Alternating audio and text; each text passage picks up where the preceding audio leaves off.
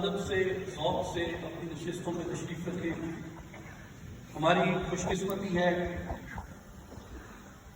کہ مرشد کریم جانشین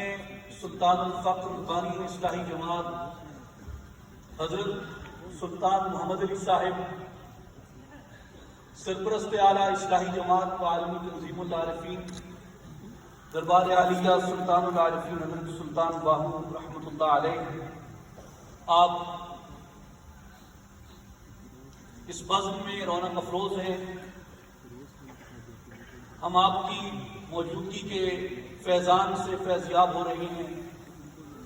اور ہم سب کے یہاں جمع ہونے کا مقصد اللہ اور اس کے رسول صلی اللہ علیہ وسلم کی رضا اور محبت کو تلاش کرنا ہے، اور صالحین کی معیت میں، صالحین کی صحبت میں، نیکوں کی صحبت میں اللہ اور اس کے رسول کی محبت کو تلاش کرنا یہ ایمان کی تقویت کا باعث ہے. ہماری خوش قسمتی ہے کہ آپ کی معیت اور صحبت میں ہم اس پیغام سے باہر ہو رہے ہیں. میرے بھائیو، نبی کریم صلی اللہ علیہ وسلم نے فرمایا کہ مسلمان کو گالی دینا فسق ہے اور مسلمان کا قتال کرنا کفر ہے. اور نبی کریم صلی اللہ علیہ وسلم کی حدیث پاک ہے صحیح بخاری میں، حضور نے فرمایا کہ کبر الکبائر ہے ایک شخص اپنے ماں اور باپ کو گالی دے. تو صحابہ میں سے ایک شخص نے حیران ہو کر پوچھا، یا رسول اللہ صلی اللہ علیہ وسلم، یہ کیسے ممکن ہے کہ کوئی شخص اپنی ماں کو یا اپنے باپ کو گالی دے؟ رسول اللہ صلی اللہ علیہ وسلم نے فرمایا کہ وہ براہ راست نہ بھی دے، جب وہ کسی کے باپ کو گالی دیتا ہے تو وہ شخص جواب میں اس کے باپ کو گالی دے.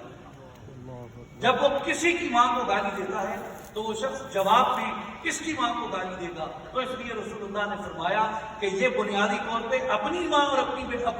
والد کو گالی دے رہا ہے. میرے بھائیوں اور بزرگوں، یہ روایات عرض کرنے کا مقصد محض یہ نہیں تھا کہ ان کا بیان ہو جائے، بلکہ اس کا مقصد یہ تھا کہ یہ حضور صلی اللہ علیہ وسلم کے نمونہ عمل کے طور پہ ہمارے سامنے روشن اور واضح ہیں. میرے آقا نے کبھی کسی مومن اور مسلمان پہ لعنت نہیں فرمائی. میرے آقا و مولا صلی اللہ علیہ وسلم نے کبھی کسی پہ تہمت نہ فرمائی. میرے آقا و مولا صلی اللہ علیہ وسلم نے کبھی کسی کو گالی نہ دی. میرے آقا و مولا صلی اللہ علیہ وسلم نے کبھی کسی کے عیب نہ اچھالے، کبھی کسی کی کوتاہیوں کو، غلطیوں کو حضور صلی اللہ علیہ وسلم نے منبروں سے بیان نہ فرمایا، بلکہ لوگوں کی عیب پوشی کی، لوگوں کے سطر ڈھانپے. اس لیے حضور صلی اللہ علیہ وسلم نے اپنی امت کو، اپنی صحبت نشینوں کو، اپنے پاس بیٹھنے والوں کو اور اپنے بعد آنے والوں کے لیے حضور صلی اللہ علیہ وسلم نے یہ احکامات چھوڑے کہ لوگوں لعنت نہ کرنا،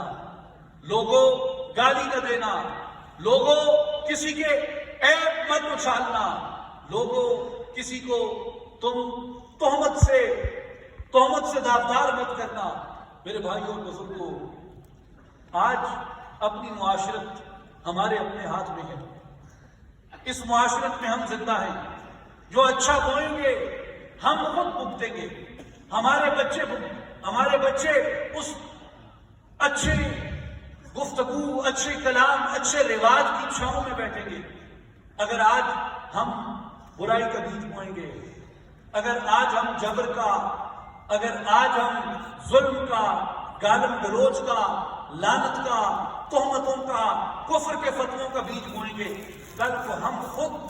اسی کانٹوں والے درخت کے نیچے ہوں گے. کل کو ہم خود، ہمارے بچے اس چیز کو، اس عذاب کو، عذاب کو بھگتیں گے. تو یہ ہمارے اختیار میں ہے.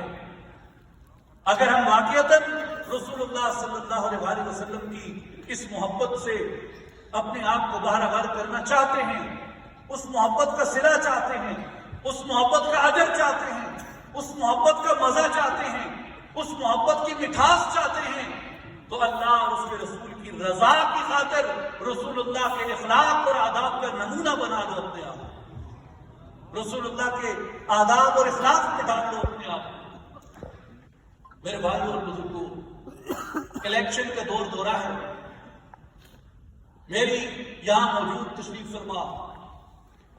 آپ تمام اہل پاکستان مسلمانوں سے یہ گزارش ہے کہ اپنے آپ کو کسی کی خاطر کسی گناہ میں مت گھسیٹیں۔ میں آپ سے کوئی عہد نہیں لینا چاہتا، جیسے عام طور پہ جلسوں میں ہاتھ کھڑے کروائے جاتے ہیں، میں آپ سے کوئی ہاتھ کھڑا نہیں کروانا چاہتا،